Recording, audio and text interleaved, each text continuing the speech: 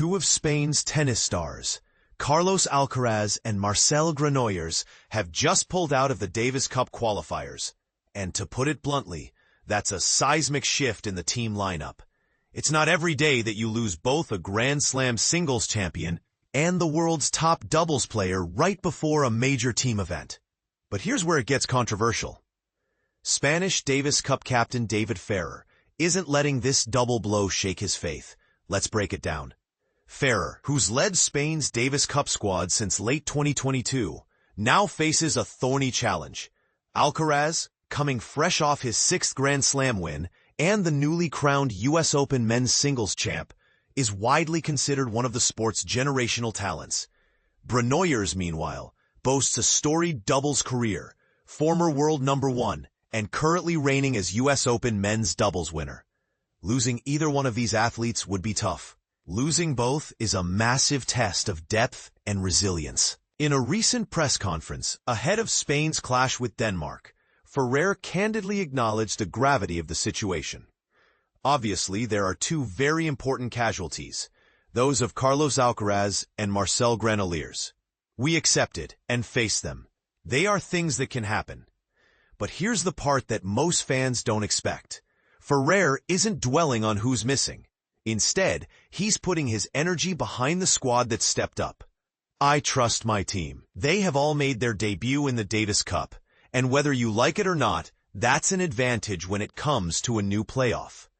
He specifically cited Jaume Munar and Roberto Carballes Baena, who previously debuted against Switzerland, and prove they can handle Davis Cup pressure. Ferrer's confidence is contagious. He believes these players have the team spirit and competitive edge needed for knockout tennis, regardless of whether Spain wins or loses.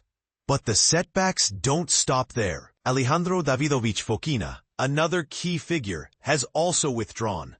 As a result, Spain will compete with just 4 players: Jaume Munar, Pedro Martinez, Roberto Carballes Baena, and Pablo Carreño Busta.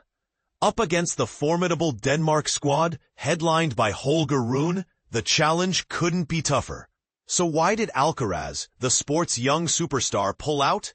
In his own words, speaking to Cadena SER, Alcaraz explained, "I feel very bad, but I'm on a very demanding tour. Both mentally and physically, with a lot of matches, and I don't have time to get home and prepare in the best way possible for the Davis Cup. I think that would be too selfish, and other players can do better than me. I need rest to face the rest of the season, and above all, to be mentally calm to assimilate everything I've achieved on this tour." Here's a viewpoint that will stir debate.